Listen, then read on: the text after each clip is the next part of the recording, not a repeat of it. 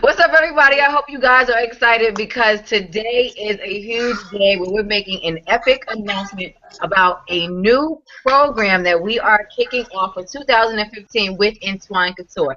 If this is your first time joining us, I am your host and moderator for the evening, Brittany Oniki, BAN Socialite with Entwine Couture.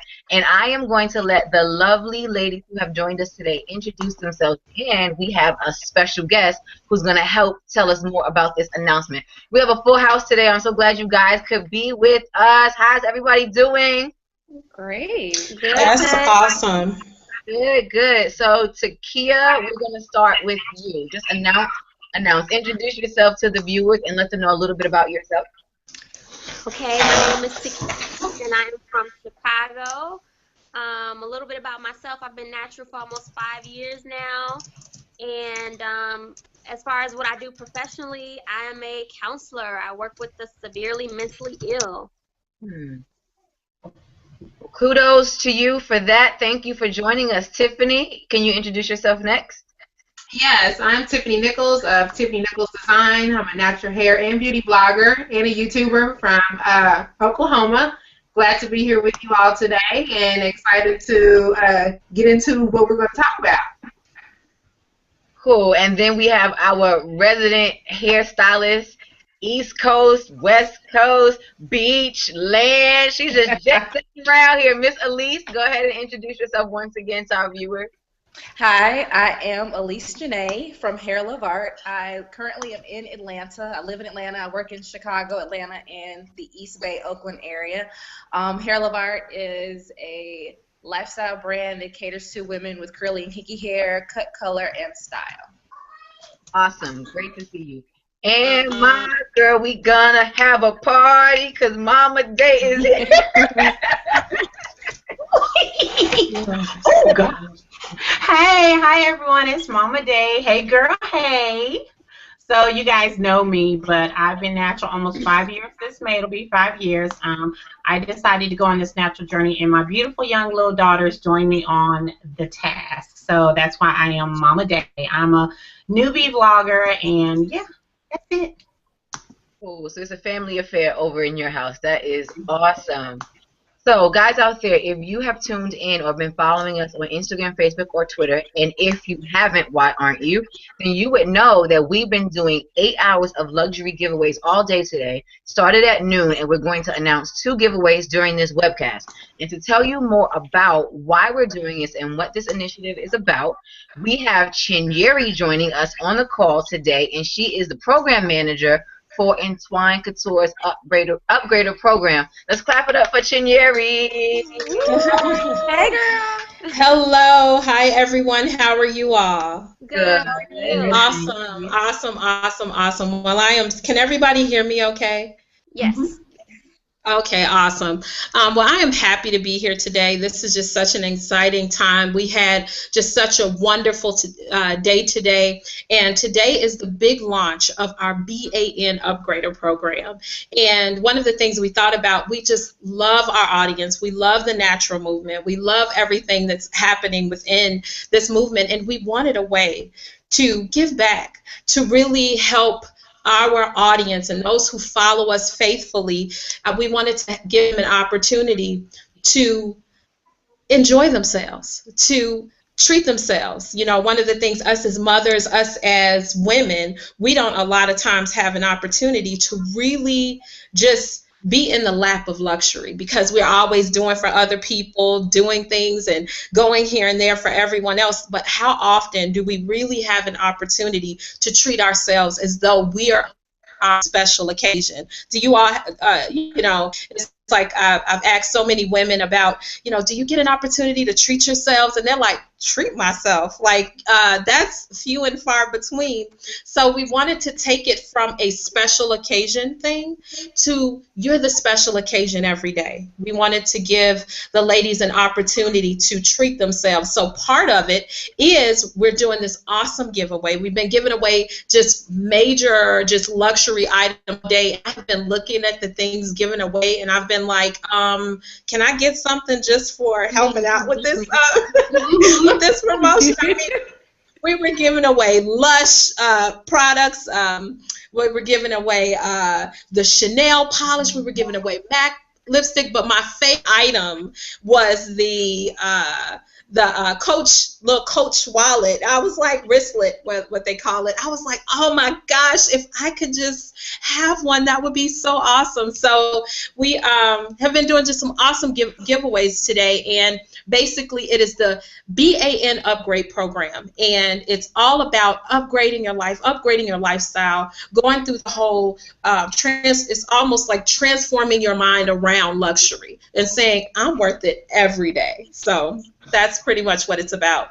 That's awesome. I know that's something that everyone on the panel can relate to. I certainly know I like a little luxury sprinkled in here and there, you know, in my daily routine. Yeah. It's awesome. So thank you, Chinyeri, and thank you, Entwine Couture, for bringing that. And you know what?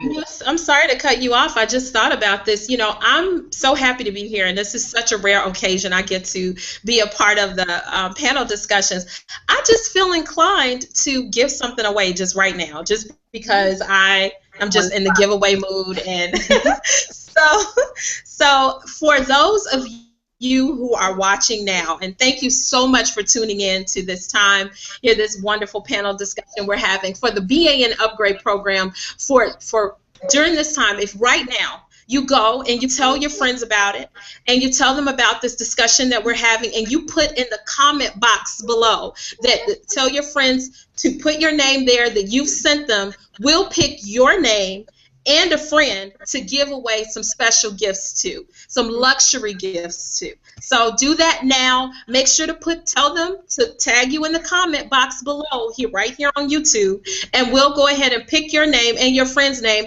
And I'm wondering, do you all think we should do it for 2 people? Why not?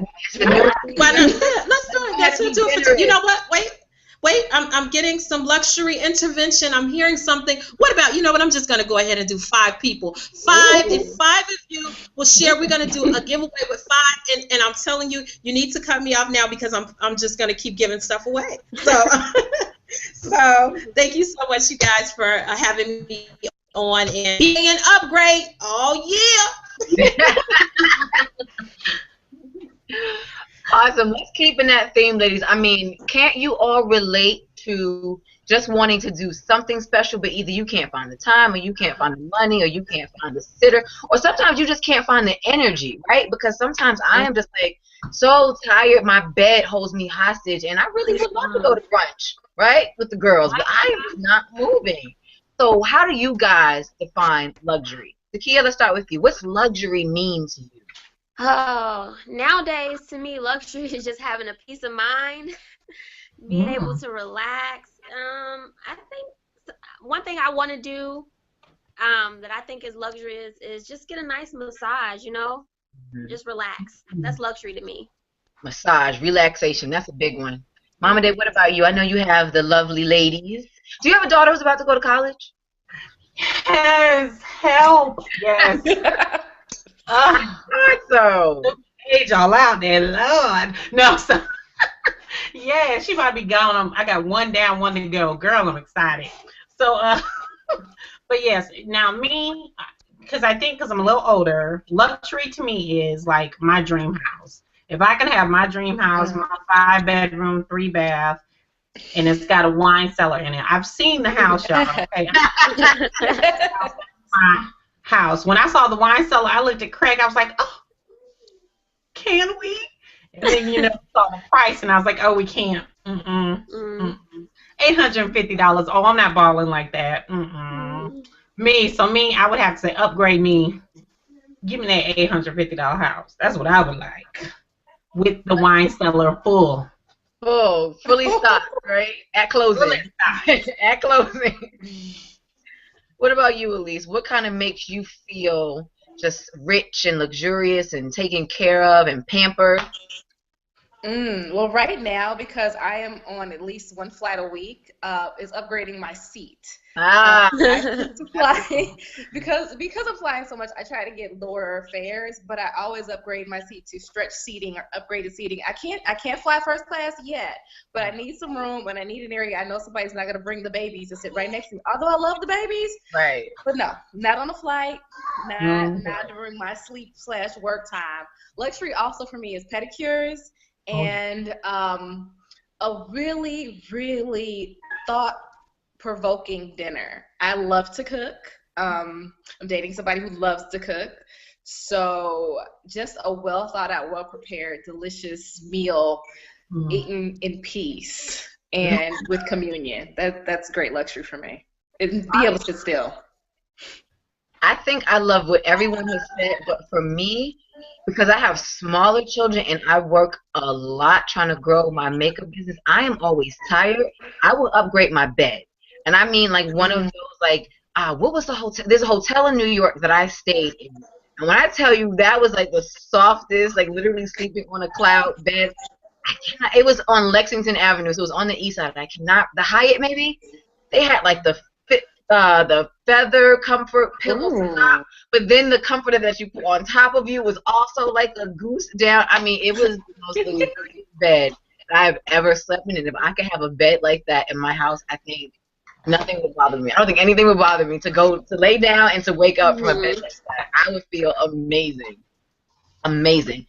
So what if you had unlimited resources? What are some of the things that you would buy if money were no object? Okay, we already know you want your house. I would, you know what though? If I could have unlimited resources, I would have my own Mac store and Urban Decay store in my room. I would have my own Michael Kors outlets in my room. I would be killing it. And for big girls, let me introduce my big girls. I ain't gonna say Lane Bryant. I'm not gonna say Ashley Stewart. Monique. If y'all know what is, I need y'all to Google Monique. Big girl would have Monique closet up and down in me because she ain't no cheap girl now. Monique is not cheap, but them clothes be. Kid, what would you splurge on if you had the opportunity? Oh, geez. I am a shoe fanatic. Shoes and purses. Like, I think I would buy every shoe and every purse that there is right now. So that's my thing. Shoes, purses. I love them. They just make me happy. Elise, would you buy like hairstyling equipment? Nope.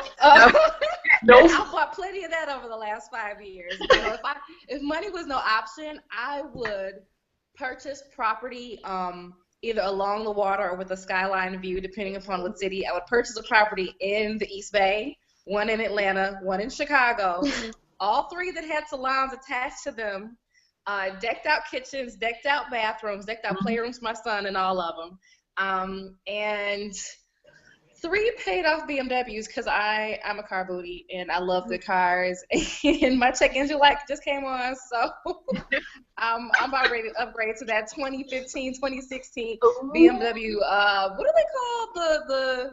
The fancy ones that aren't even out for real, for real? Yeah, the show cars. I would want one of those in each city. Oh yeah. Cool. I hope your car situation holds you down until you get to 2016.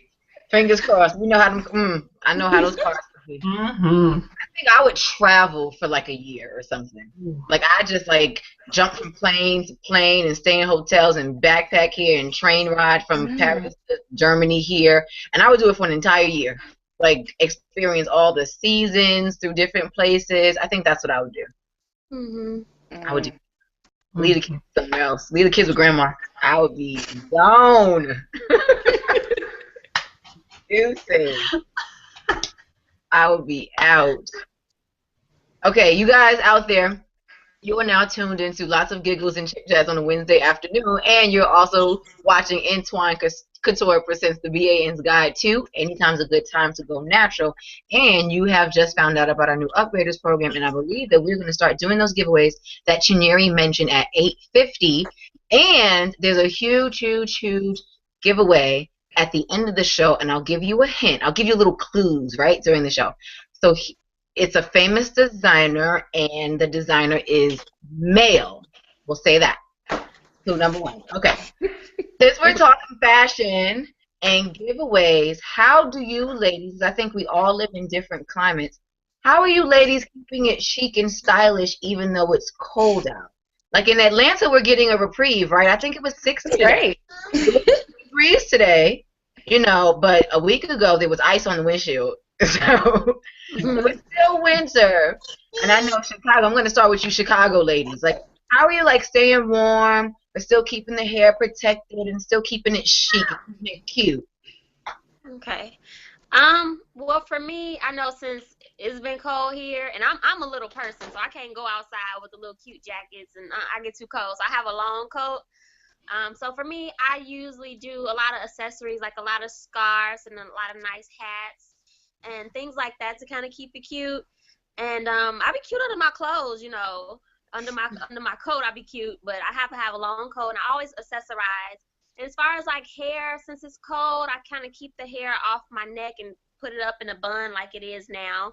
So that's my main thing in Chicago. Just make sure you have your big coat and some cute accessories. I'm going to admit that I have not been keeping it very cute this winter. It's been all about layers and layers and more layers because I'm transitioning from a warmer climate to where it's like -4 when I went last time, and I probably had on like a tank top, a long like bodycon dress, a sweater, another sweater, and my jacket with my boots and my pants and some running pants underneath it. So my grandfather always used to say, cuteness will kill you. And in my above 30 age range right now, because I tried to be cute for all those 20s years and those teen years, and it was great. But now I don't care. You can look at me sideways, and I got on hat, scarf, gloves, all that. I'm gonna be warm. But for my hair, when I left Atlanta last time, I ended up doing finger coils all over because I knew I didn't want to deal with my regular wash and go routine and having to dry before I stepped out, having the pores of my scalp open, having my hair possibly freezing the moment I stepped outside. So the coils were wonderful protective style for about a week. As soon as I got back to Atlanta, I washed my hair, and actually this is a week old twist out from that. So wintertime I just tend to either do twist outs or coil outs or simple stuff like that. Oh, Mama Day, you're in North Carolina, right? So it's nice. Okay. It's nice. It's not. We had cold for like a little bit. So I mean, I still wear like my leather coat and I rock around with a scarf, but that's about it. I mean, I get to stay cute because my toboggan got curls. So A leather I got my coat. wig, my toboggan. So this lovely little mamacita keeps my hair nice and protected, and she looked cute. Let's talk about that because last show we talked about protective styling. Is it a must? And I will state for the record that my hair needs to be covered up. Like, I have had the hardest time wearing this twist and curl and making sure it's moisturized. And I know, Elise, you were saying, you know, on average you should maybe moisturize your hair like every other day. Like, I put stuff on my hair before I go to bed to make sure that it's kind of like bathing in some juices, right? And then I zhuzh it when I get up. That's how dry my hair was getting wearing it in 20-degree weather without anything on it, right? Because I was keeping it cute. I wasn't wearing a hat.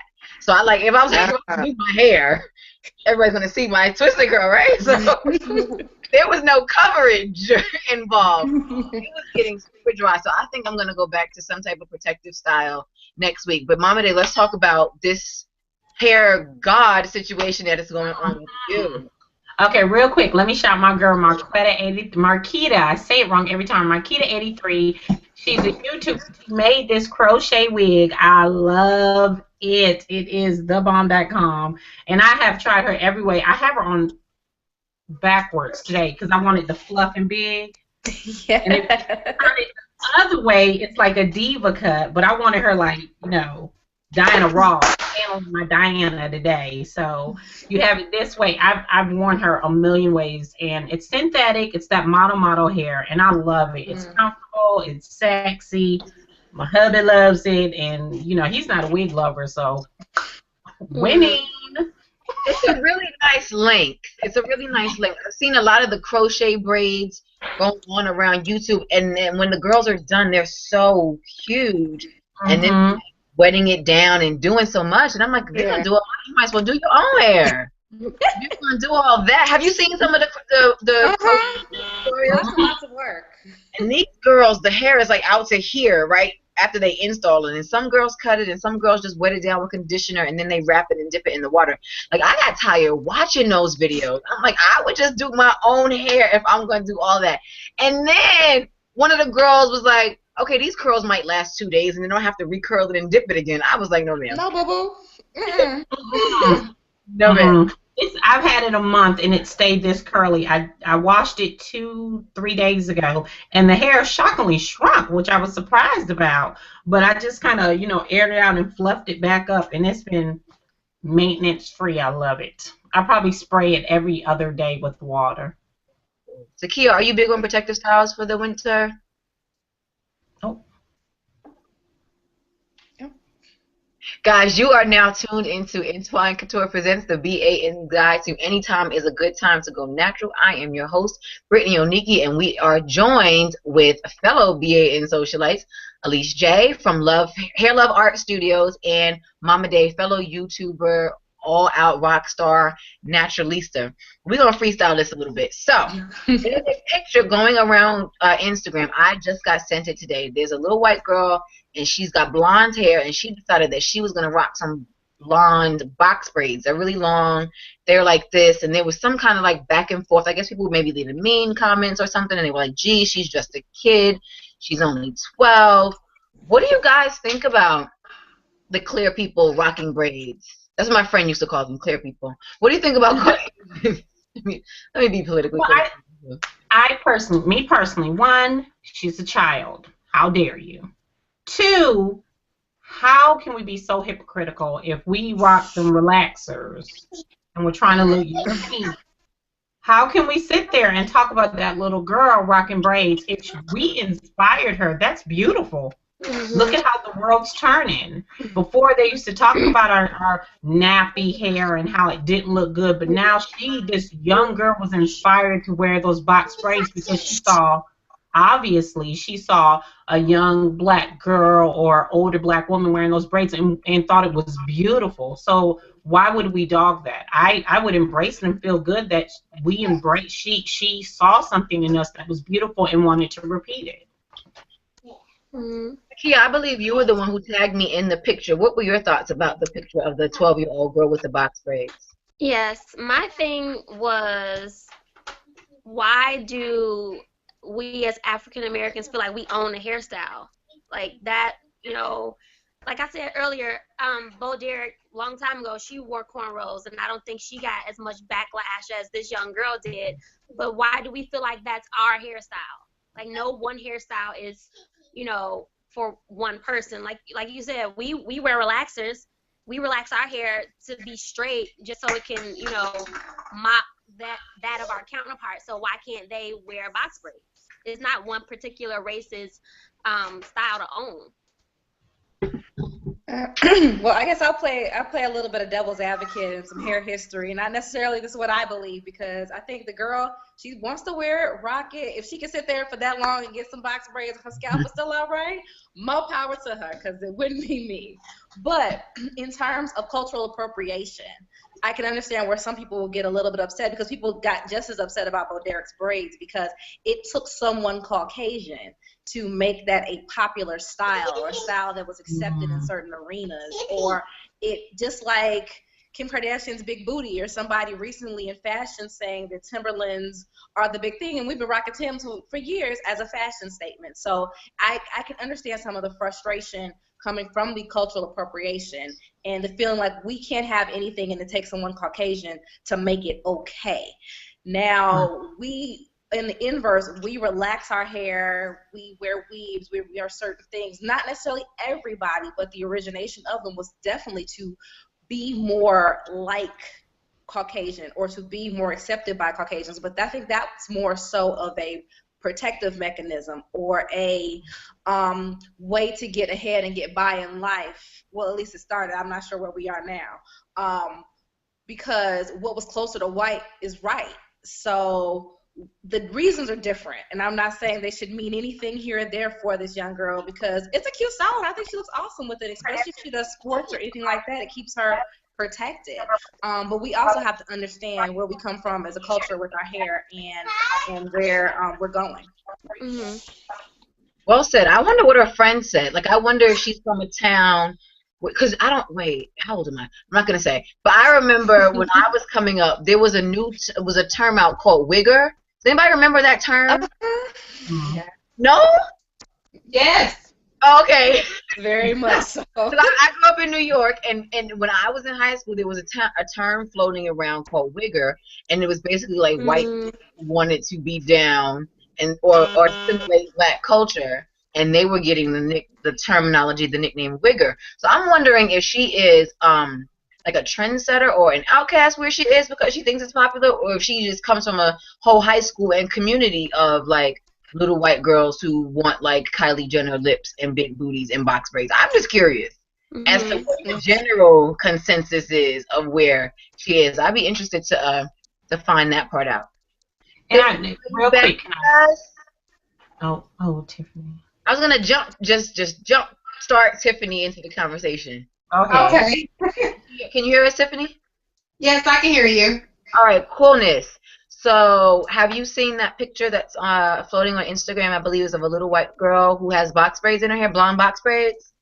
Yes, I did see it. All right, so we're just talking about that. And on the one hand, it's African Americans do not own the rights to the box braid style. But then on the other hand, when you understand hair history, historically, it's taken a white person to put black people on the map in terms of fashion, culture, hair, when we've been doing it all along. Once they do it, it is then given validity. So where are you on this side of the conversation? What are your thoughts?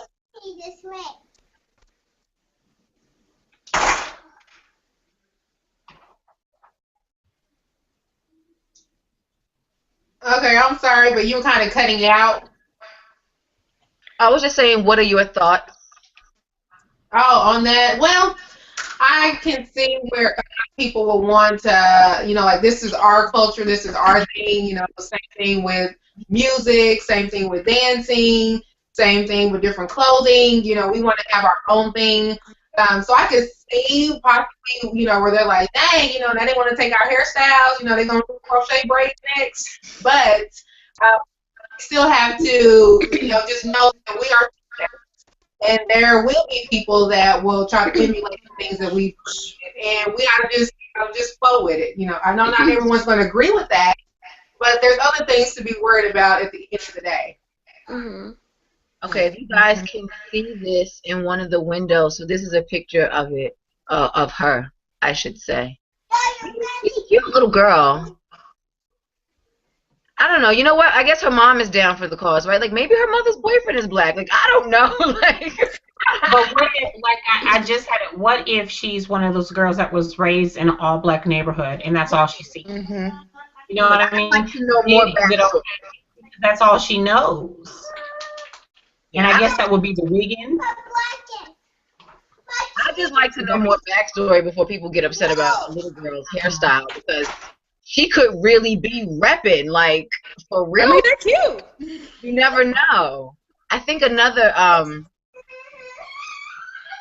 thing that will kind of segue into this kind of like hair and culture and what we're doing, to talk about our own hair care journeys. I mean, natural hair journeys, I would say. Like, what made us decide to go natural in the first place, right? Like, what was that defining moment where you decided you weren't going to relax your hair anymore, or maybe you've always been natural and you never had to make that decision? So I think that's an interesting topic to get into. Before we do that, though, I am going to go ahead and announce the winner. So at the top of the show,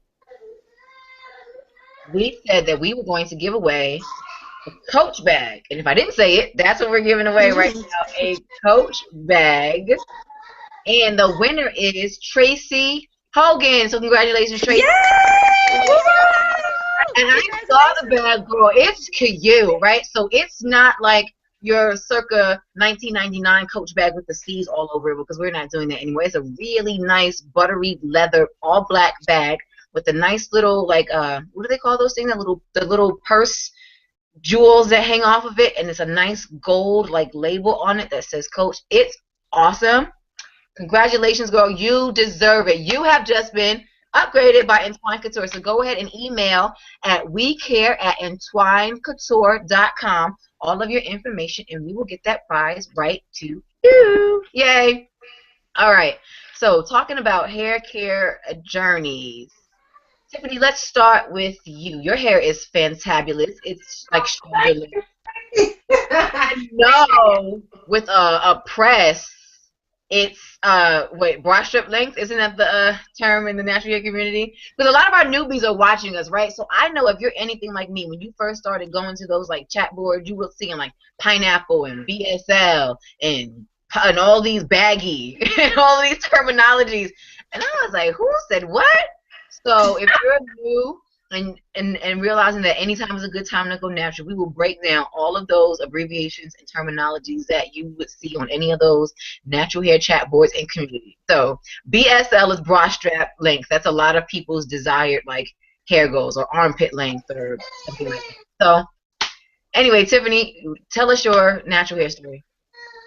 Well, basically, I went natural in 2009. That's when I got my last relaxer. It was really out of curiosity. Didn't have any hair trauma. My hair was still long as it was relaxed. No problems, no breakage, no issues. Just out of curiosity. I had received relaxers well close to 20 years. So that's all I knew. And just wanted to try something different. So just did a lot of research. Got on YouTube, because that's when YouTube was first popping.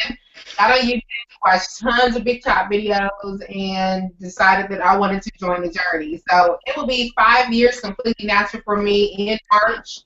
I have not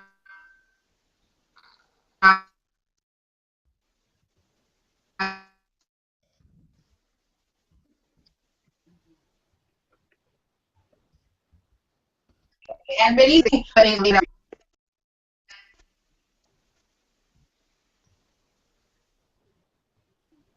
Zakia, I'm going to let you go ahead and jump in until Tiffany can get back on the webcast. Okay. So my natural hair journey kind of started with me growing frustrated with perms. I had switched stylists, and this one stylist I was going to, my hair just seemed like it was just going through the motions with this particular person. And this was like maybe my sophomore year in college, and one of my friends was just like, well, why don't you go natural? And I was like, what? Like, what is that? So she told me to watch the documentary Good Hair. So I started watching it, and then I was just like, so this perm is doing all this damage to my hair, and I didn't even know it. So after watching that documentary, she introduced me to the blog Black Girl Long Hair. So I started seeing all of these beautiful women with this long, luscious, thick hair, and, you know, they were natural. So I kind of, you know, fell into it, and I used to be on the blog every single day. Like, I worshiped that blog. And then I was like, okay, let me just try it. So I transitioned. I didn't big chop. I transitioned through sew-ins, and it took about 1.5 years for the perm to kind of grow out. And after it grew out, I got a mini big chop. And then I've been natural ever since, and that was back in 2010. Cool. What's the one thing that you would tell somebody who's deciding to go natural? If there's somebody out there right now watching this webcast, what is the one thing you would tell them? I would say don't, and this was my thing, don't watch YouTube and think that within a year your hair is going to look or be like down to your back or something, you know. Don't do it. You'll be upset every single time. So just know that your hair grows at its own rate, and your texture is not going to be like a 3C or something like that. Like, it might be a 4C, but whatever your texture is, like, own it, you know, and just be patient. I think that's awesome advice. I think everybody can kind of agree with that in terms of the not knowing what your hair is going to look like and watching someone else's. I know my biggest, I tried every product under the sun, and so what I would suggest is, if you're going to take a product recommendation from someone, make sure that their hair texture is similar to yours, because there were lots of products that didn't do that didn't have the same results on my hair, and I thought that I was doing something wrong instead of really just considering the fact that that product was just not for me, and that was okay. There are millions of products out there for natural hair. None of them are as fantastic as Entwine Couture. So when you're starting your journey, you just need to start it and finish it right here with us. We are going to upgrade you for 2015, and we are going to get your hair together. Mama Day, what about you and your journey? What made you do it? Well, I think curiosity. I've always liked natural hair. I tried it one time and I backed up and got a relaxer, and I had been rocking sew-ins, I think, for like 6 months, and I realized I had an epiphany that I hadn't relaxed my hair in 6 months. So then I just decided, well, I'm just going to transition, and I transitioned. I was going to transition for 2 years so my husband wouldn't miss my long hair, but it was Mother's Day. I took a shower and I saw the coils. I fell in love, and while he was walking into the bathroom, I had cut the last piece of my little relaxed hair right on off. Man. Poor man, poor guy. He still loves it though. He loves it, so it's okay. And what's a different piece of advice that you would give someone watching who's trying to make a decision right now? Right now, they are standing at the sink with the plastic gloves on. You know, I think I would say love yourself. Love you. I think you need to literally really look in the mirror, and I think if you, without product in your hair wet, just good in deep condition, look in the mirror and embrace what you see, because if you can embrace it right then with no product, you'll love it without. So just take take that time to love yourself exactly how God made you. If you love that, you can, everything else will be, that bad hair day, it's not going to kill you. You're not going to relax your hair. You know that if it rains outside, girl, it's okay. That's a refresher for your hair. You're good. Love yourself and everything else. I feel you. I feel the same way. People are always at my job because I work with little kids. They're like, Miss Boy, where's your umbrella? And I'm like, John, my hair loves little natural mist on rain. We love it. Exactly. Boy, where's your umbrella? Okay. I think for me, I think the number one advice, Mom, you made a really good point. I think when we talk about upgrading in 2015, I think more than physical things, we also want to kind of like upgrade our mindset. So Takia, you mentioned just peace of mind. Like, what if we just upgraded our thought process, right? And like, this is the hair that God gave me. Like, what else is that? That's what I always like. When I think about going into job interviews, things of that nature, and people are like, are you going to wear your hair like that? And I always think, like, what? Like, this is what my hair does. And it's interesting. I didn't talk about this at the top, but I'm going to bring it back up. On the Today Show this morning, Hoda Kotb, they did a segment. It's about a 5 or 10 minute segment called Curl Power, and they were talking about, I guess, the differences between curly hair and straight hair. Now, the first thing that I noticed was that they didn't have anybody African American on the show. So they didn't have anybody who has natural hair like this who may straighten or flat iron their hair. I believe Hoda Kotb, don't get me wrong, I want to say she's like Egyptian, but you know, it's like that Middle East Egyptian kind of thing. And then the other people on the panelists were white women with curly hair and Latina women. So, I mean, even then, I was still watching with the side eye, like, okay, you have curly hair, but it's still not the same as going from, like, this to straighten. And I think what the entire point of the show was is they were saying that even they, I won't use the word discriminate, but there is something that is pervasive in our society and maybe European culture in terms of beauty, and that long, straight hair. It's prettier. Even the white girl was saying it. So, you know, some of it is just about texture, and even the race gets lost if a white girl is like, yeah, you know, I have people who are like, yeah, you look so much better with your hair straight. You know, like, wow, really, her too? So, Mama Dad, I think you caught that segment this morning, right? Yes, I did. I saw, and I was pleasantly surprised. I think the Ethiopian woman, how she was saying that she actually loves her curly hair. She didn't want her hair to be straight, and even her dad, when she got it straightened, her dad went and ripped her in a new one because he was so upset that she straightened her hair because he loved the way God made her, which I thought was so beautiful that, you know, you saw that he actually loved her how she was and not how, you know, society, wanted her to be. She said that because she's a doctor, and she said that she got called Dr. Moore with straight hair versus her curly hair, and she thought that was interesting. And another doctor came up to her and said, "You're more professional now. You should keep your hair straight." And she made the comment to the side saying, "Well, am I not professional with curly hair?" She said, "Is that a visual thing?" She said, "I'm still the same person with curly hair versus straight hair. It's just the perception people put me as."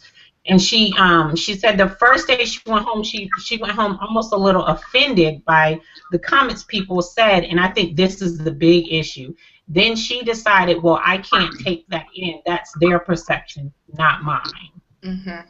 Which I think is key. That was key, that she says, okay, that's how they feel, that I'm more professional straight. She knew that no matter what, she's the same most professional person versus curly and straight. And after she was done with it, because it was a 3-day process, you had to keep it straight for 3 days. After 3 days, she wet her hair and went right back to curly because that's what she liked. And I love that, she made that point to say, she didn't take in what they said to her. That's just how they look at it. Well, that's their problem, not hers. Mm-hmm. Yeah. Elise, did you have something you want to add? Well, my journey to natural was a little different. I had about shoulder length, relaxed hair, very healthy, and it was 100 degrees in Tallahassee, Florida. I was hot. I cut it into a Halle Berry and realized I would have to use very, very small curling irons. So I just had a friend of mine take a clipper and buzz me off at a 2. So I had them at the Caesar cut all the way around. And it was the most liberating thing ever because, I don't have to worry about my hair. I can wake up, brush it, and go. I don't have to wet it. I don't have to wait for the humidity of Florida to, blow it up and make it crazy. And I kept it short. I've actually big chopped. I've lost count in how many times I've big chopped my hair. It's been at least 7 or 8 times. It might be more than that because although I love my hair natural, I'm not married to it. I will go relax it. I'll put some color in it. I will relax it and color it. I will cut it off. I will let it grow long because it's just hair for me. And my advice to really anyone who's thinking about going natural, don't watch YouTube. I love y'all, but in the beginning, it can be so overwhelming. And there's so many people on there giving really bad advice because hair is a science. Hair science does not change whether you have straight hair, curly hair, or kinky hair. It's science. All these concoctions and foods and this and that and the other, just don't buy into it. All you really, really need is a good cut, a good shampoo, a good conditioner, a good leave-in, and good styling products. And when I say styling products, a gel and a cream. A gel for a wash and go, cream for whatever your twisted braided styles are. Natural hair can actually be very, very, very simple. So in our process of wanting to do things and be things with our hair, just let the hair be. Wash it, condition it, let it go. I know for a lot of people it's a mental thing of where you don't get the hair that you thought you did, or that hair is shorter than you think it should be. I think our biggest concern should be about healthy hair, relaxed, natural, weaved, whatever we're doing with our hair, healthy. Don't hold on to hair just because it's long and it's stringy and it's knotty and it's crazy. Let it go because it's going to reward you a lot faster than if you're trying to hold on to every last bit. Awesome. So Tiffany, you're back. Let's talk about what your routine is like. Because I know one of the things that they don't tell you when you're going natural is that it is maintenance, right? So some people can't do wash and goes. I cannot do wash and goes. Another girl on YouTube who talks about how her hair, she cannot do wash and goes. Neither can I.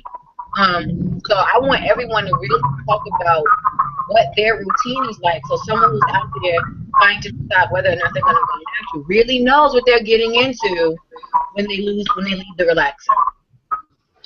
Well, natural hair is maintenance. It's not a walk in the park. To be honest, relaxers are a little bit more easier. So definitely do your research before trying to go natural. YouTube is a source, but definitely get on different websites, get your own books, and really look into the science of our hair. But really, to be honest, just keeping it simple is the best way to go. Like she mentioned, just basically shampooing your hair, keeping it moisturized, using a good leave-in, using the oil to seal in the moisture. All those things are really simple things. You don't have to do a 20 piece concoction to get, nice hair, but just keeping it simple and easy is how you maintain really good hair and healthy hair, and that's the best when you're trying to go natural. Awesome, but really, that was cute, Tiffany. Break down what you do on wash day. I'm gonna start because this is what I'm looking for. Okay. I really want this. What I'm looking for. Okay, so this is a twist and curl, right? So I did a 2-strand twist, and then I set it on perm rod, and I used creme jelly styler. If I were going to go wash my hair tomorrow, right? Because my hair is like this, I wouldn't go straight into my shower like this. Would you guys just go jump in the shower, or do you do something else? I like to finger detangle my hair when I know it's kind of like this. I would finger kind of detangle, smooth it out. I'd use some type of oil on my fingers to do that. Then I would wash it, condition it, sit under the steamer. Now here's the trick that I do. After I sit under the steamer, I twist my hair with the conditioner in it and detangle it right from the steamer. And then I rinse it out with the twist in it so I don't have to detangle my hair twice. That has saved my life. And my hair is not even that long. So I can imagine what your detangling process is like, Tiffany. And so then after I do that, then I'll just section off in style. So now that's what I was looking for. Go. Okay, I got you. Well, for me, now for the people, break it down. All right, let me break it down. Okay, so my hair is getting longer. So typically I have to pre-poo my hair. And what I mean by pre-pooing my hair is I will use an oil. I do use the argan oil that is in Twine Couture. I will use that as a pre-poo, and I will put that on my hair while it's in this twist out state and section it off. So I will slowly finger detangle my hair with the oil and put my hair into about 4 or 5 sections, and that's going to get me ready for the shampooing process. I will cleanse my hair with either a co-wash if it's not too dirty, but more than likely I will use a shampoo to get rid of all buildup from all the products that I use that week. And then I will condition my hair, leaving it in the 4 sections or the 5 or 6, however many I put in there, and really letting that sit on the hair for a good 20 minutes with a shower cap or a Walmart sack, ladies, and really just allowing the product to penetrate your hair, because you do want to add back in that moisture that may have come out when you have cleansed your hair. And then I will go on with the rest of my styling process. So see, guys, so there are some little tips and tricks that you can use from someone who's been on their journey for a while. And that braiding your hair, either washing it in sections or conditioning and detangling in sections and leaving the sections in. So you see, I do it, Tiffany does it. It saves my life. So I hope you guys are out there taking notes. And just to let you know, again, you are tuned into Twine Couture Presents, the BAN's Guide to all things fierce, fabulous, and fly. Anytime's a good time to go natural. And we have some more giveaway winners. And this just in, since we're talking about upgrading your life, and Twine Couture is going to upgrade your products for 4 hours. Head over to entwinecouture.com and get an 8-ounce styler for the price of a 4-ounce. So they are going to upgrade creme jelly styler and exotic buttercream hydrator. An 8-ounce for $16.99. So you're getting an 8-ounce size product for a 4-ounce price. And creme jelly styler is what I use to do my twist out for this. And so it's very defined. It's really defined. And it's an awesome, awesome product. So you definitely want to go ahead until midnight. So until midnight tonight, that's when you can go ahead and head over to entwinecouture.com and try these products out. Now, we have tons of viewer questions, so let's go through here.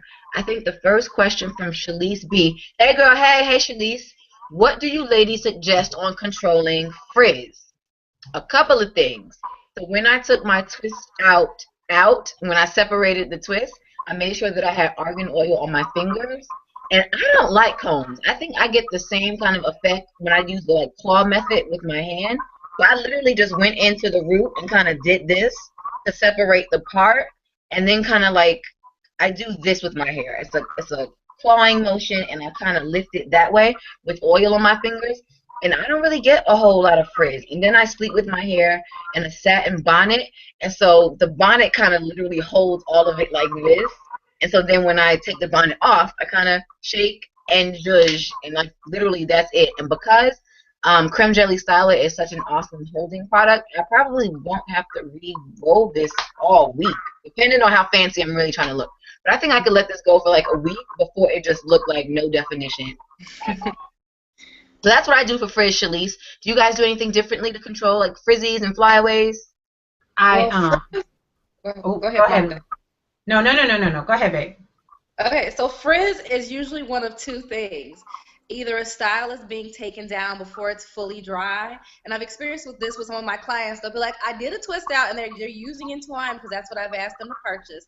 And it's like, oh, I'll do my twist out at night or like midday the day before, and then they go to sleep and they wake up the next morning and they take it down because they feel like they've had enough time and that it feels dry enough. That hair is probably not 100% dry through the hair strand and through the twists or braids or coils or whatever way you style that hair. So one, make sure that hair is super, super dry. I usually tell people to leave their twist in for at least 24 hours, if not 48 to 36. So twist yourself in a pattern to where either you can pin it up in a cute style or make sure that you don't have any place to go if you look like Miss Sealy at the moment. Also, yeah, I'm good for looking like Miss Sealy half the time. Also, if you are experiencing frizz, it's possibly because the hair itself is dry. Now, once we start putting product on top of product on top of product on top of product and oil and product and oil and product, you've started to create waterproof layers on the hair. If you're not using a cleanser that is adequately removing all that product buildup off of the hair, no water is actually getting into the hair strand. And I know we've heard a lot of things on the boards and the blogs about you don't want to soil your hair with water. Yes, you do. You do. Because when you shampoo, the cuticle opens. It also releases dirt off the scalp, dirt off the hair strand. The cuticle opens slightly, not enough to cause damage, but just enough to allow water in.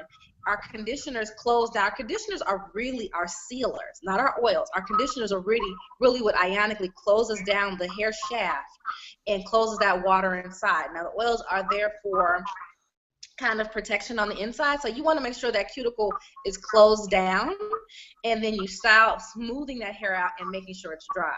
Also, I'm going to add this. If you've been color treated or keratin treated or any of these cysteine-based treatments, sometimes that cuticle, or heat even, sometimes that cuticle is permanently damaged, so it's slightly raised.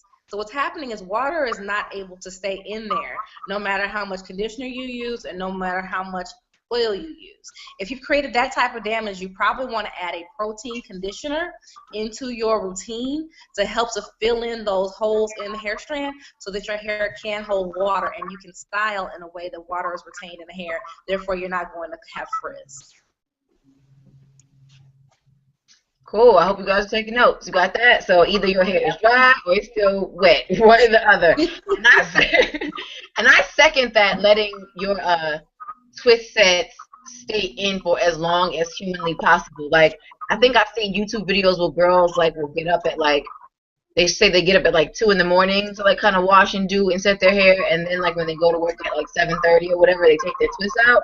That could never work for me because I would have absolutely no definition whatsoever. So I don't know if they're sitting under a dryer in that process or what, but I get the best definition if I do my hair on a Friday night. Even if I'm tired, watch a good movie all day Saturday.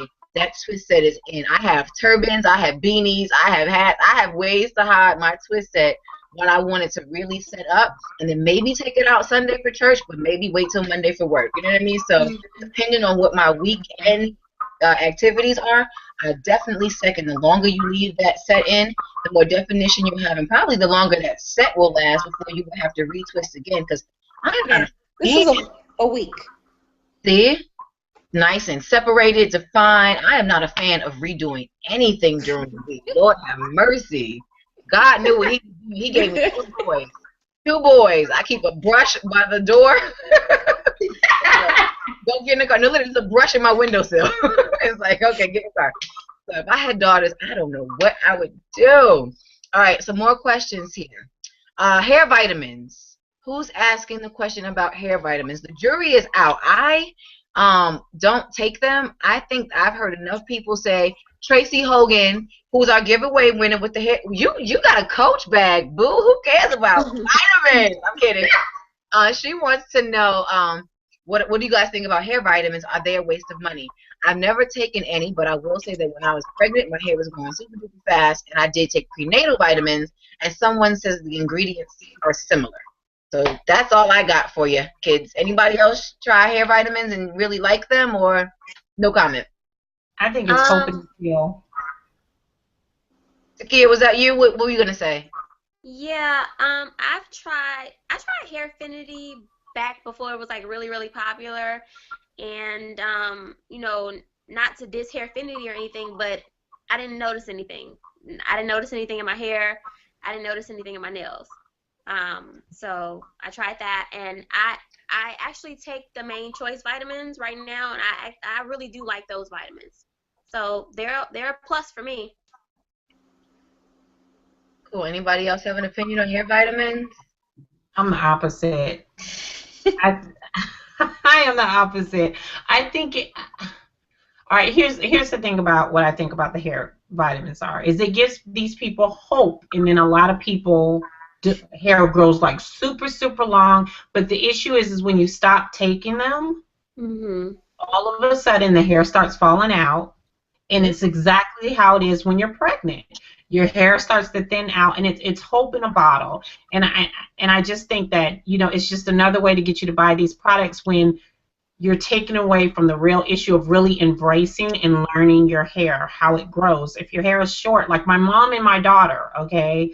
My mom and my daughter have a very short hair growth. My mom has been natural 5 years, and her hair probably comes to her ear. It doesn't grow long. 5 years. And mine is, you know, I've cut mine, and it's all the way down to my armpit, you know, and I've cut it a bunch of times.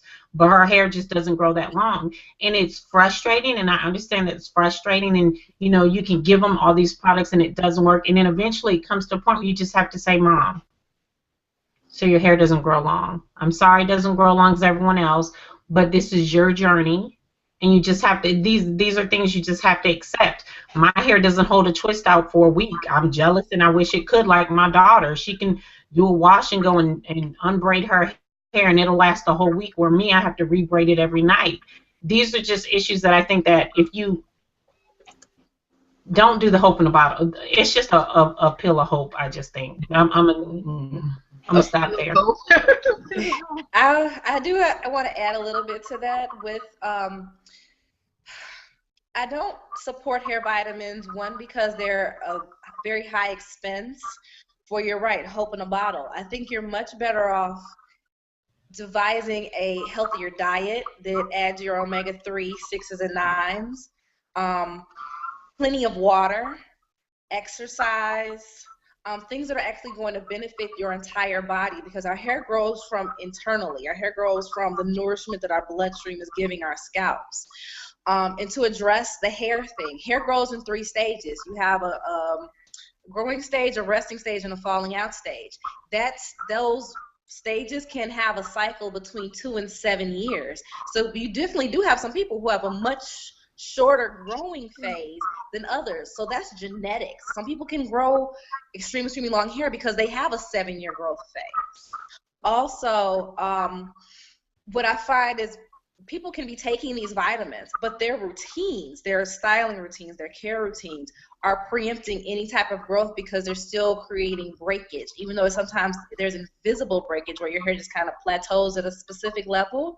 And that has so much more to do with care than with vitamins, and $40 vitamins at that. So let's take it basic to our food and our water and our exercise. Back to basics: food and water, and salmon, and avocado, and eggs, and walnuts. I'm just trying to name all the things that have the omegas, right? Spinach, kale, avocado, walnuts, water.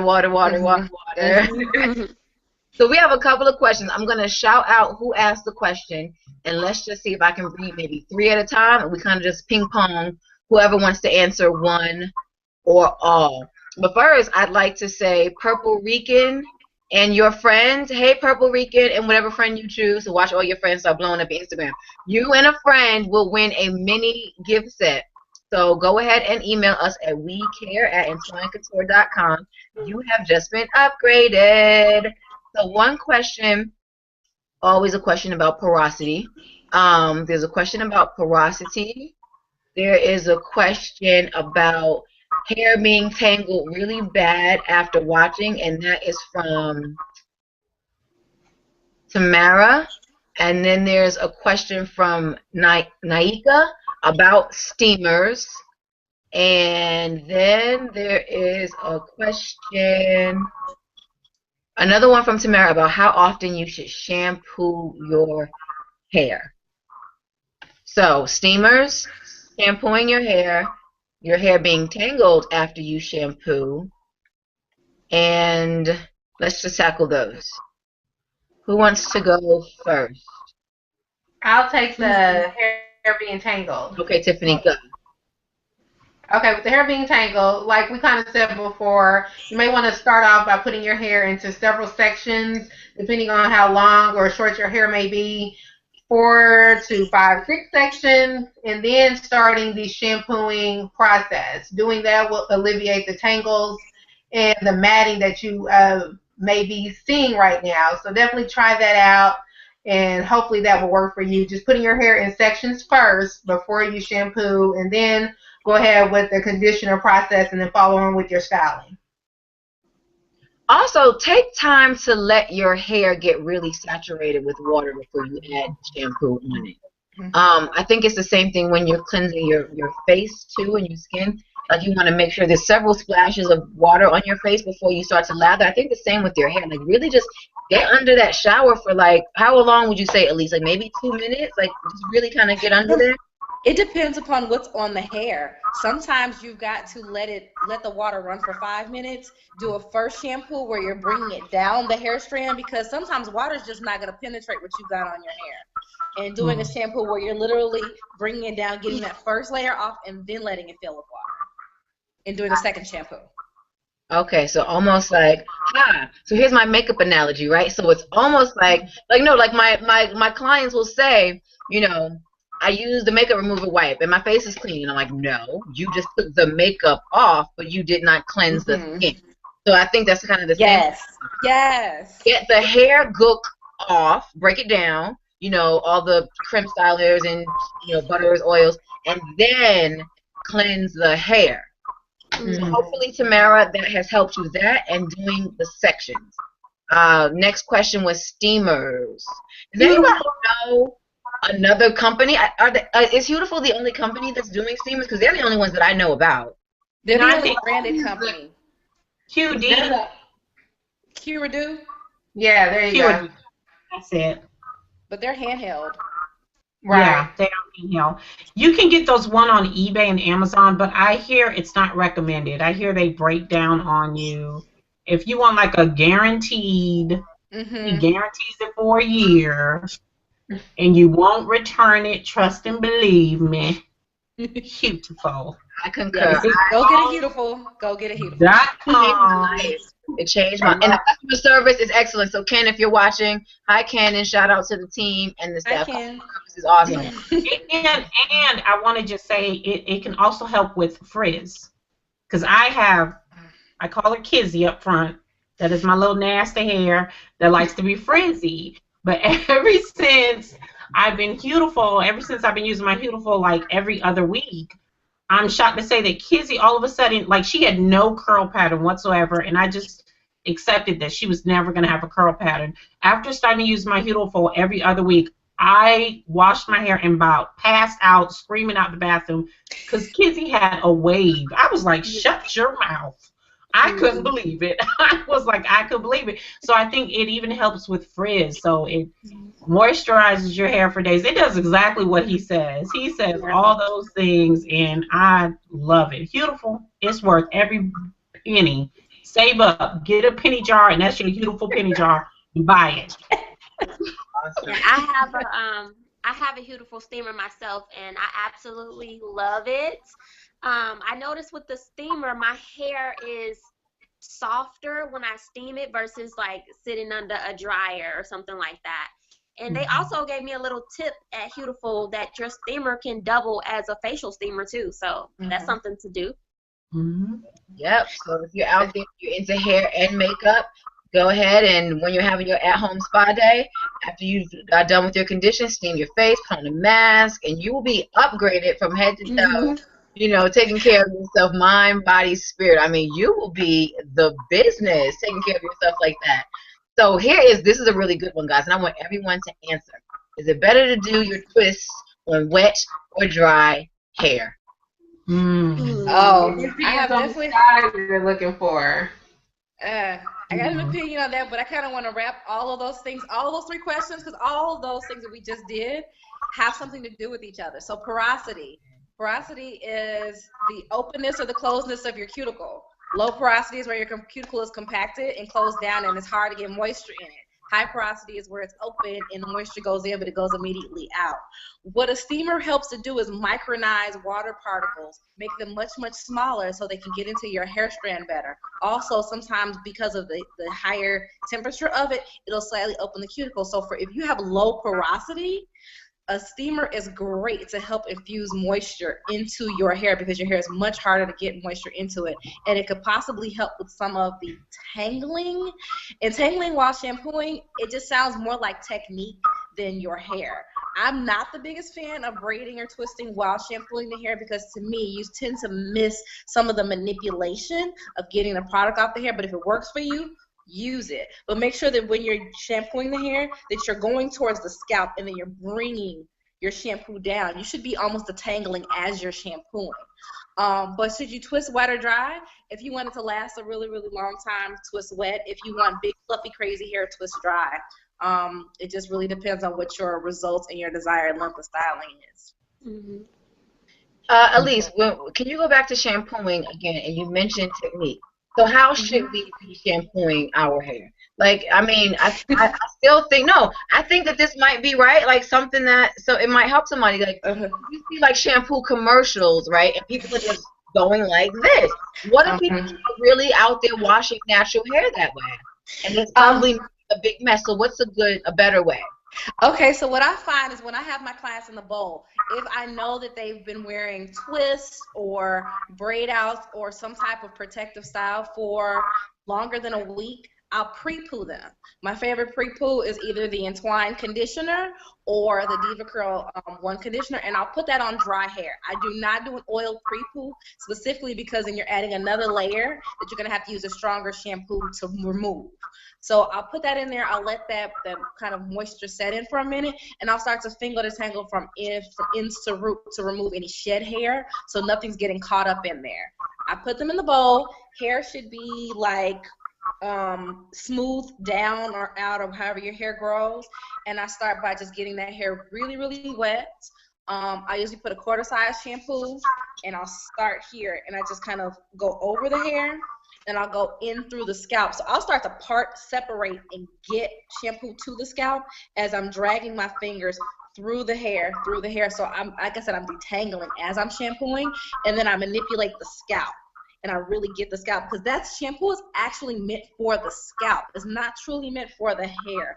The hair will get clean on its own by the runoff, but really manipulating the scalp, and really getting into stimulating the bloodstream and all that in the scalp. Rinsing, I'll usually do a second shampoo, and immediately after that, without drying, I apply the conditioner because I want to seal in as much water in that hair strand as I can. Also, with that water, that helps the slippage of the conditioner, and it helps me to detangle a lot faster. Does that help? It does. It does indeed. Because I can't remember who I saw, but she was kind of, like you said, going down. She would take the hair and then kind of go like this. My hands aren't this long, but she kind of even would like go like this. Yeah, praying hands, yeah, that's actually a really good technique. Either praying hands or like the rake.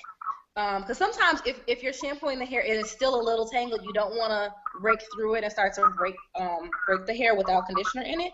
So praying hands will help you get whatever's on the surface of the hair strand off. So I totally hope that helps, because there are no silly questions out there, guys. So please, that's why we're here. Ask. All of you thinking about going natural, ask all these questions. I wish that Entwine Couture was doing something this awesome when I was going natural. So guys, I hope that we are answering some of your questions. I personally, I like this style on kind of stretched hair. So I kind of will braid my hair in chunkier braids to kind of stretch it. And when it's maybe about 80% dry, I go back in and do my twist and my curl. I feel like I get more length that way. So I like this style on 80% dry hair. If that answers the question about what, I guess I'm saying dry, right? There's a little dampness, but I guess I'm saying I like it a little dry and a little stretched to get my elongation. Tequila, what about you? Wet or dry when you do your twist outs? For me, I prefer wet just because I like that definition.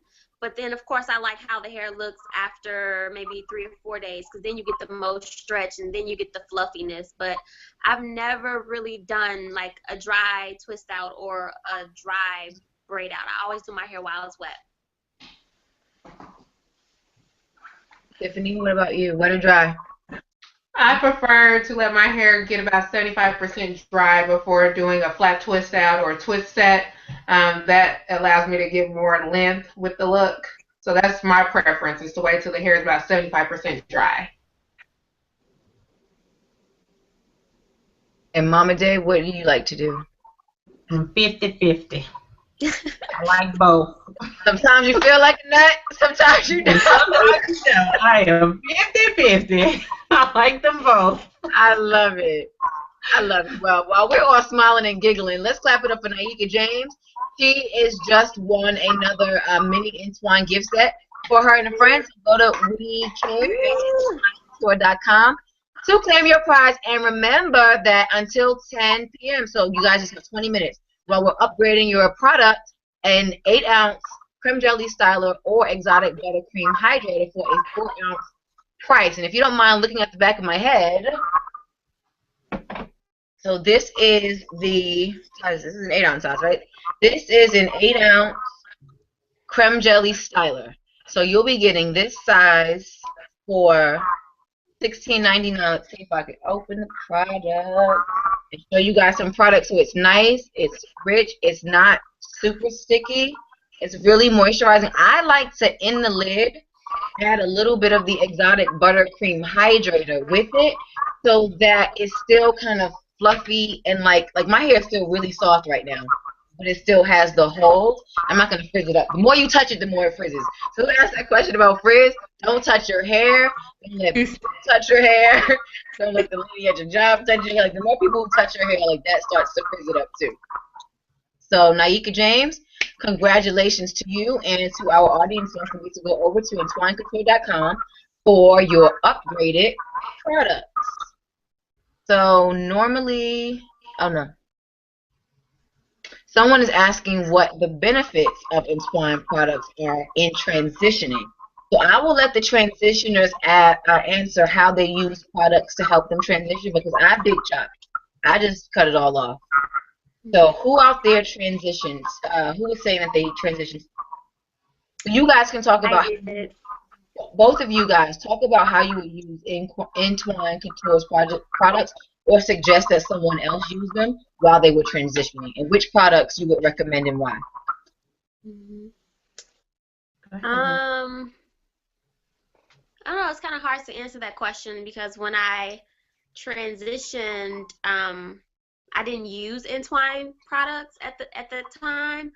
So now that I do use them, I would probably recommend, when you transition, always deep condition with the deep mask, the exotic deep mask treatment. I really like that. And make sure during the transition phase, use the argan oil, because that's like one of my favorite Entwine Couture products right now. It's a very lightweight oil. It doesn't leave your hair greasy or weighed down. So I would just recommend always deep conditioning and using the oils. Well, for me, I did transition before going completely natural. I transitioned for about 9 months, and a lot of the styles that I did would have been a braid out, flat twist out, even like a cornrow braid out, if that's a style.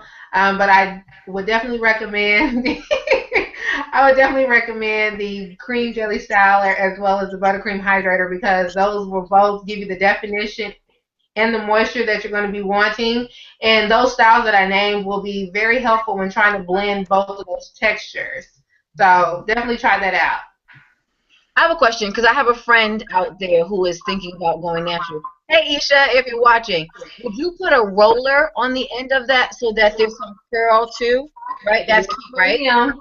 Yes, ma'am. Yeah, a curler on the end of your flat twist or your braid out to kind of give it. Yeah, preferably a small perm rod, like the smaller perm rods that'll give you that more spiral type curl. But yeah, definitely do that to help. You don't want to have puffy roots and stringy ends. Absolutely. Okay. And Mama Day, what products would you suggest for someone? Now, I would take the conditioner and do a pre-poo. I think pre-poo is like essential because when you're transitioning, your natural hair is not the part that's going to be actually the knotted hair. It's the relaxed ends that get real dry real quick. They lock up on you, like, oh, what is going on? So I would definitely do a pre-poo with the conditioner. Definitely deep condition. It is your life. I do like the shampoo because it's a really gentle shampoo. I'm not a co-wash girl, but I personally feel like that shampoo. It is a shampoo, but it feels like a co-wash. It's a really gentle, non-strip. It cleans your hair. I know Elise gonna kill me. It strips your hair because that's what a shampoo is supposed to do, but it doesn't like your hair isn't like, you know, hay straw dry when you wash it out. So it's that good stripping, not the crazy dry stripping. And and I really really love the exotic buttercream hydrating. That cream jelly styler is just life. And another quick tip, if you don't have perm rods, you can bantu knot the end of your hair. If you bantu knot it, then you'll still get that curly look, and it won't look like, you know, straight and, you know, the bang and twist out at the roots and just straight hair at the bottom. Yeah, the product I tend to love for my transitioning clients, the few I do have, is the exotic buttercream hydrator. I do find that the creme gel styler on occasion is a little heavy for the relaxed hair, but I will use it to create hold on the natural hair because I do a lot of rod sets and roller sets for transitioning clients just because I feel like the results from a twist out and a braid out, they're cute, but they're not quite salon worthy. So my clients are pretty much professionally want hair that blends. So I find using the exotic buttercream hydrator under a foam creates a really great, shiny, smooth, stretched look to transition and be ready to do your big chop. Speaking of big chops, is there Shaniqua wants to know, is there a best or better time to do a big chop? I don't know if she means seasons of the year, maybe, or is there a particular time that you should do a big chop? That was the question. When is the best time to do the big chop? Not in winter. Now, today, right now. I say it depends on your life, right? I started in college. So in college, you do whatever you want, and no one's looking at you sideways. It's like, oh, there's Brittany today with no hair. But if you work at a bank or a teacher, or it's something that would be more of a shock to people who would see you the next day, I always suggest the same way you kind of like work the weaves in gradually. I think you kind of just cut your hair. You know, like when you had the straight hair, you would like get a little piece in the back, like a layer, and then like by Christmas it was like here you was whipping it, but you worked it in gradually. You didn't just go from like Halle Berry to like a Beyonce weave. I did it whenever I had one. I say you do the same thing in reverse. You kind of take the hair up, right? Maybe shorten it in different styles a little bit, and then just go full. That would be my advice. I would say just a big chop when you feel comfortable. For myself, it took me a while to be comfortable with shorter hair since I was accustomed to longer, relaxed hair. So just whenever you feel comfortable and confident that you will be able to rock your natural hair. I'm going to be the radical. Cut it off. Just cut it off. Because what happens is you're going to end up, you're either going to fight with that relaxed hair for months and months at a time, have fun, or you're going to just be wigging it and weaving it and end up with inches and inches and inches of hair and not know what to do with it. So my personal opinion, and I don't force this on my clients, I will give them my opinion and step back, is that you want to grow with your hair, grow into your hair, grow into your natural. It takes a lot to sit there and look at yourself with this new texture and new form. And I find the most liberation when I do big chops in my chair for clients to start here. And 2 years later, they're shoulder length, and I'm creating all manner of like crazy on their head. And they might have cried, they might have called their mamas, they might have had a fit. But it's that going with your natural that I think really helps you to embrace it. I'm not saying everybody, but this is my humble opinion.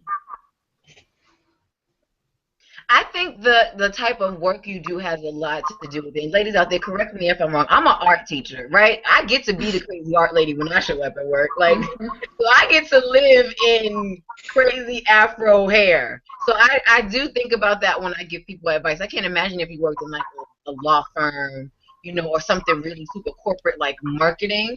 You just came in one day like like, I guess. You know what I mean? With the fro. So I'll be more sensitive in saying just cut it. I do get that you have to Let me jump on that one. I'm going to jump on that one for the corporate America. Let me get that one. Okay. 60, 65, 65 seconds. So for corporate America, I have to admit, I think I did the Britney thing and I eased into it.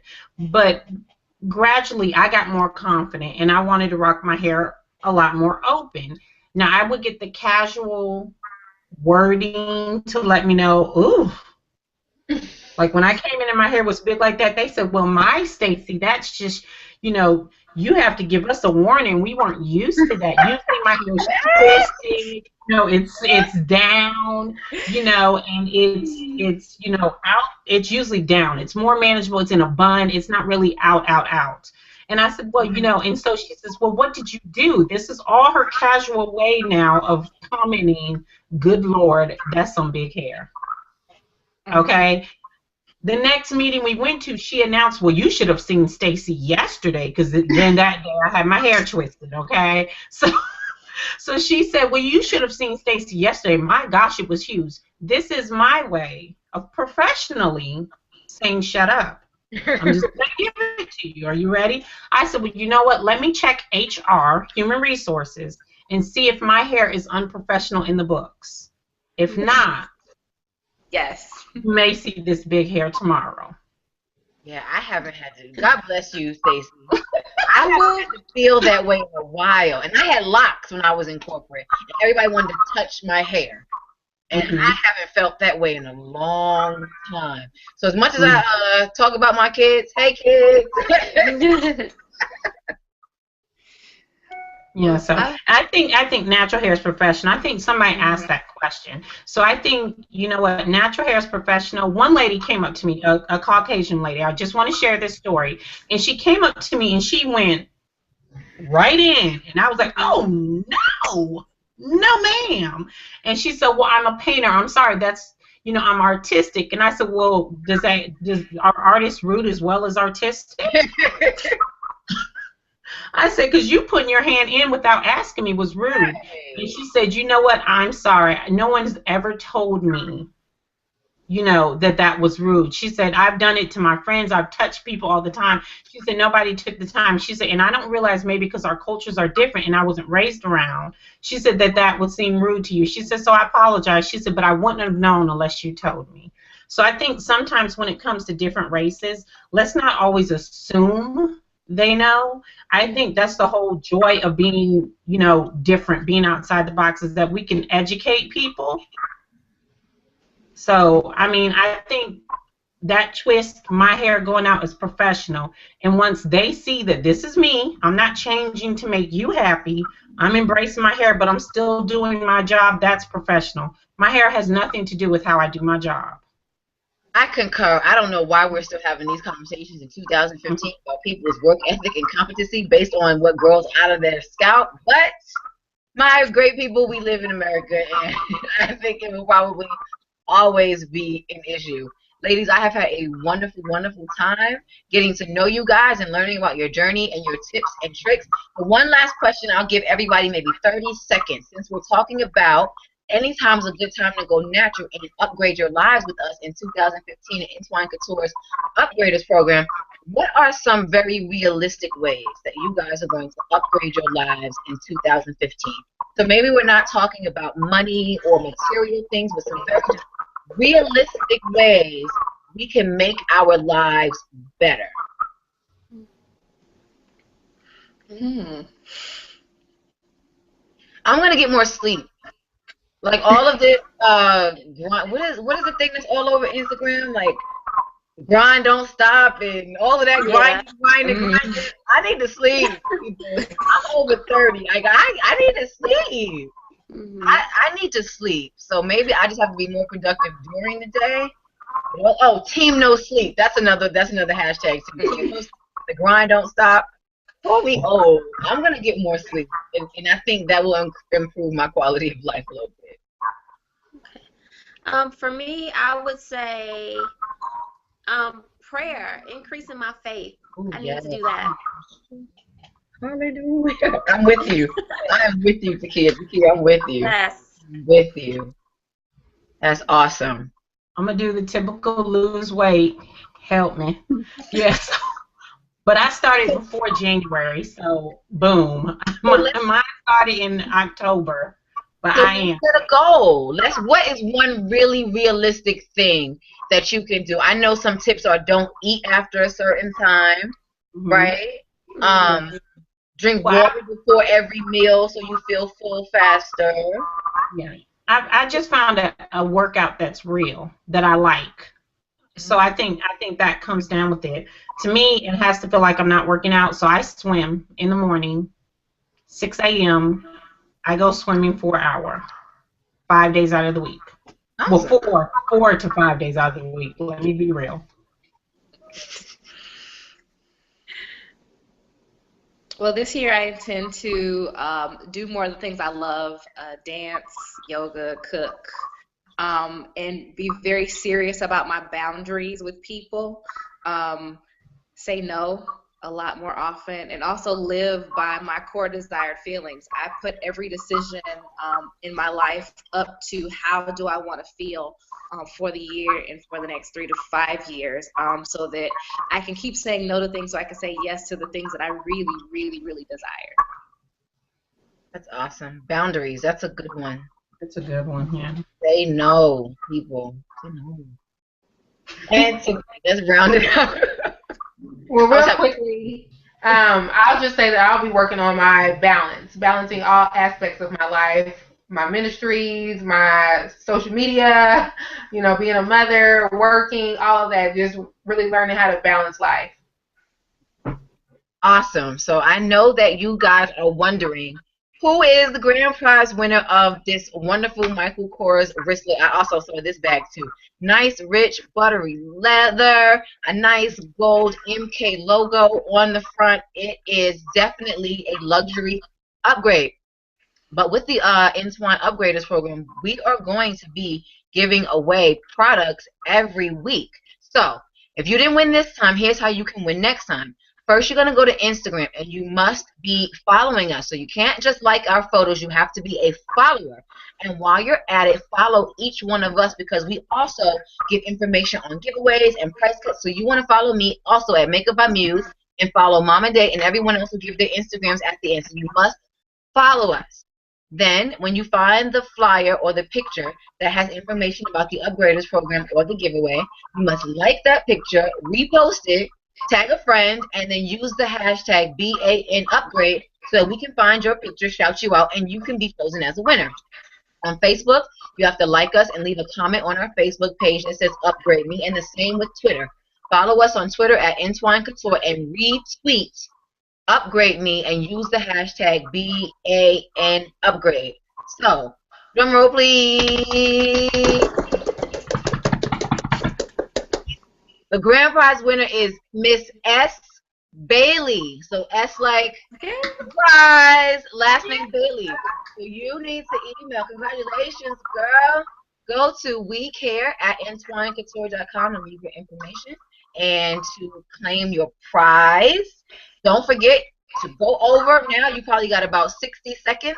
Go to entwinecouture.com so you can get your 8-ounce size of cream jelly salad or cream butter hydrator for your 4-ounce price, $16.99. I believe it's regularly $28.99 perhaps. Either way, you're saving money, and who does not like to save money in 2015? Because that is a definite upgrade. Saving money is an upgrade. Ladies, tell us your social media handles as we wrap it up for the evening. Takia, I'm going to start with you. Your social media. Where can people find you, shout you out, say hey, say, oh, girl, those glasses are cute. Wow. Thank you. You can find me on Instagram at Takia, that's TAKEYA_Monique. Takia Monique, okay. And Tiffany? You can find me on Facebook and Instagram at Tiffany Nichols Design, as well as YouTube at Tiffany Nichols Design. Mama Day? You can find me on Instagram as I am Mama Day. That's MAMADAYE. You can find me on YouTube at Mama Day and Facebook Mama Day 36. And Elise, last but not least, where can we find you on social media? Oh. Well, she's Hair Love Art Studio on Facebook, and she is awesome sauce. And when she's back in Atlanta, she's going to cut my hair. There she is. Where are you on social media? Sorry, my phone decided to cut out. Oh, well, you can find me on Instagram, Pinterest, Facebook at Hair Love Art. I will be in DC, LA, San Francisco, Oakland, and Chicago in March. If you want to request an appointment, go to www.hairloveart.com and go under the new clients tab and make your request known now. Because she is about to be booked, y'all. That's what she just said. It has been a blast. As always, ladies, thank you so much. Thank you guys for tuning into Entwine Couture Presents, the BAN's guide to all things fierce, fabulous, and fly. Anytime is the right time to go natural. I am your host, Brittany Oniki, and as always, we are encouraging you to embrace your natural hair, to love on yourself, to upgrade your life in big and small ways in 2015, and to know that at Entwine Couture, we support you and we have your back. So until next time, bye, ladies. Bye. Bye.